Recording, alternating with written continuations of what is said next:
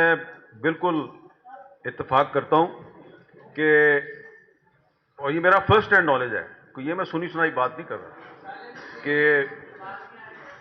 कुछ लोग चाहते हैं कि 8 फरवरी को इलेक्शन ना हो, लेकिन वो साथ में ये कहते हैं हम ये नहीं चाहते कि इलेक्शन बिल्कुल ही ना हो, हम चाहते हैं बस 2-3 महीने आगे चला जाए। तो उनसे जब पूछा जाता है भी 2-3 महीने आप क्यों आगे करना चाहिए, लॉ एंड ऑर्डर की सिचुएशन बड़ी खराब है। ये लॉ एंड ऑर्डर की सिचुएशन तो पहले भी बड़ी खराब थी, और 8 फरवरी के बाद अगर 3 महीने गुजर जाएंगे तो फिर भी खराब होगी। तो इसमें क्या लॉजिक है? तो मेरा ख्याल है कि वो लॉ एंड ऑर्डर का नाम लेते हैं, लेकिन शायद चाहते वो ये हैं कि 8 फरवरी से पहले पहले कोई मुकम्मल तौर पे डिस्क्वालीफाई हो जाए और कहीं से उसको जो है वो रिलीफ ना मिल जाए।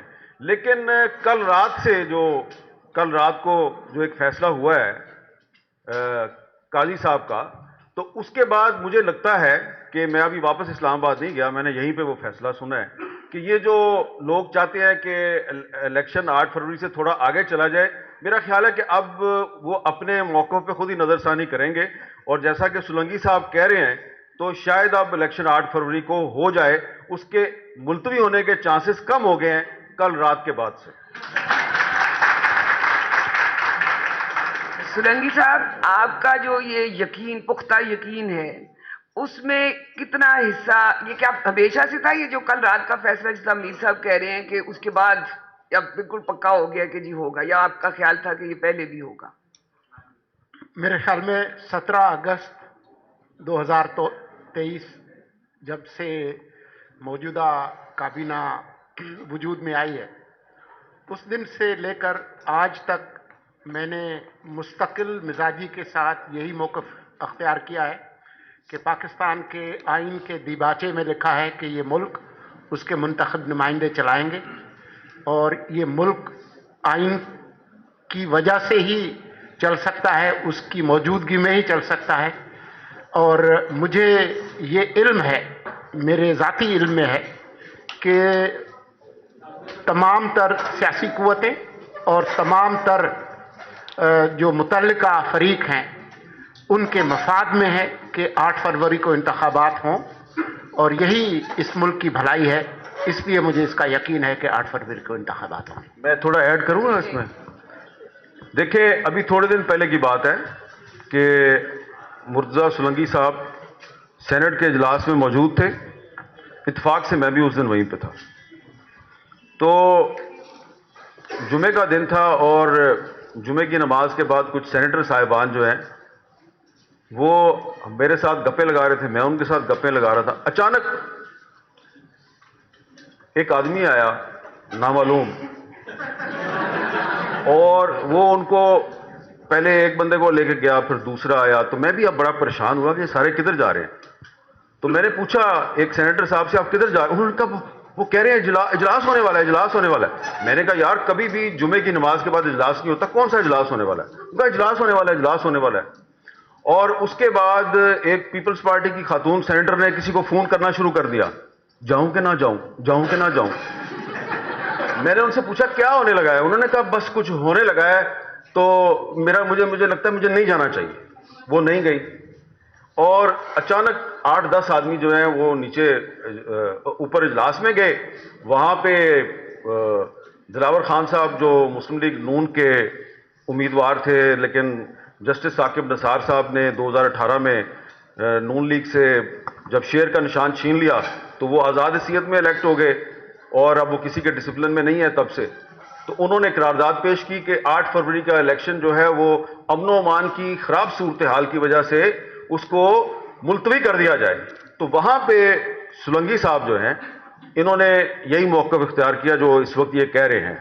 इन्होंने कहा कि इलेक्शन जो है वो 8 फरवरी को ही होना चाहिए। इन्होंने करारदाद की हमायत नहीं की, लेकिन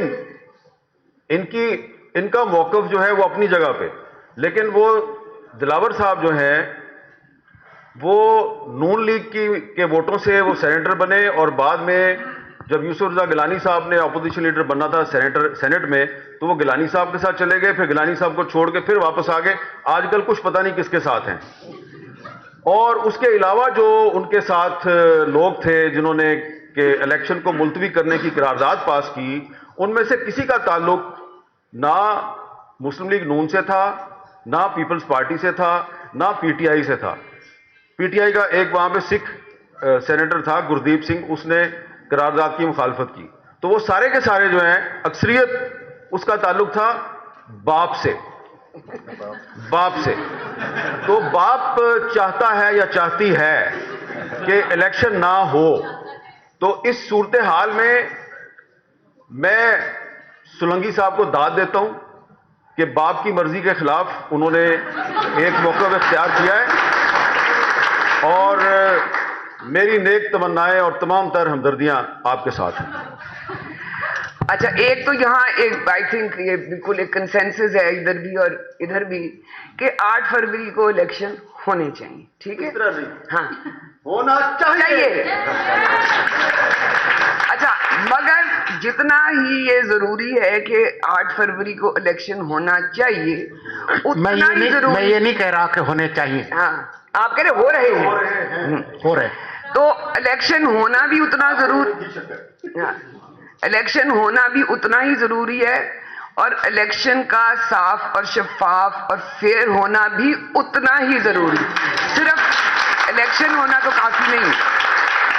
अब मसला ये है कि हम काफी अरसे से ये सुन रहे हैं कि level playing field. Peoples party कुछ शुरू में बिलावल साहब बोले, उसके बाद उन्होंने अपने वालिद साहब को कहा आप बात कर लें, वो लगता वो हो गया, वो अब चुप हो गए हैं, वो अब लेवल प्लेइंग फील्ड की बात नहीं करे।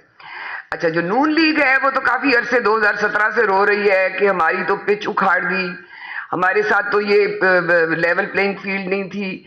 अब उनकी पिच में काफी गड़े जो हैं वो हमवार किए जा चुके हैं, मगर उसके बावजूद वो कहते हैं कि जो पहले पिच उखाड़ी थी उसके अभी भी जो है वो असरात कायम है। और दूसरा ये कि कहीं इस्टेब्लिशमेंट के अंदर से भी और अदलिया के अंदर से भी वो अभी तक सहूलतकारी किसी ना किसी तरह से जारी है। अब ये जो आखिर में तहरीक इंसाफ है वो कहती है आपने क्या लेवल प्लेइंग फील्ड, हमारे पास तो फील्ड ही छीन ली गई है, और कल तो उनका सिंबल भी बल्ला भी छीन लिया गया है। तो मेरा सवाल आप तीनों से ये है कि ये जो लेवल प्लेइंग फील्ड की तशरीह है वो हर जमात, हर स्टेक होल्डर के लिए फर्क है, और ये लेवल प्लेइंग फील्ड इस वक्त किसको दस्तयाब है। और आखिर में एक बात जो मेन स्ट्रीम में और हम ये गुफ्तगू में बात नहीं करते, वो एक है केपी और बलोचिस्तान, जहां लेवल प्लेइंग फील्ड नहीं किलिंग फील्ड है। वहां कोई जिक्र नहीं करता कि वहां तो ये जो मामला ही किसी और नौइयत का है। तो आप मुझे खटक साहब शुरू कीजिएगा अपने उधर से प्रोविंस से। अभी मोहसिन दावड़ की गाड़ी के ऊपर 40 गोलियां लगी, और वो जो इतने उम्मीदवार वहां उनके अंडर अटैक हैं, जलसों पे होता है, मारे भी गए हैं कुछ लोग। तो वो एक फर्क किस्म का जो हमारे मेन स्ट्रीम मीडिया में उसकी कोई बात ही नहीं हो रही। यहाँ जो पंजाब में और उसमें जो हाथियों की लड़ाई है उसी के बारे में जिक्र है। तो